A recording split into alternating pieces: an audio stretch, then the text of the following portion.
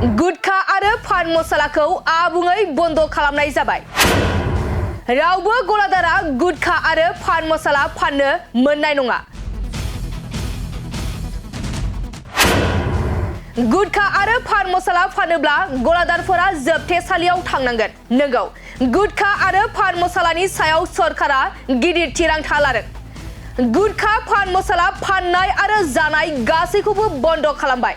बे गिदिर थिरांथाखौ झारखन्ड सरकारा लादों।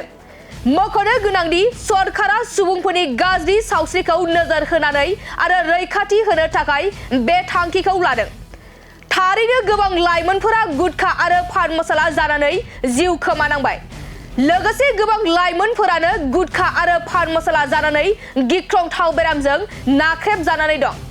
गुटखा आरो पान मसाला जानानै लाइमोनफोरा उन्दै बैसोआवनो जिउ खहा खालामनायखौ बोजबनानै लाबाय। गुटखा आरो पान मसालाया रायजोनि आबहावाखौ गाज्रि खालामनायखौ नोजोर बोना झारखन्डआव गुटखा आरो पान मसालाखौ फाननो गनायथि होनाय जानाय नंला। लोगोसे जायफोरा बे नेमखान्थिखौ सिफायो अब्ला सरकारा बिनि सायाव गोख्रों साजा होनाय जागोन।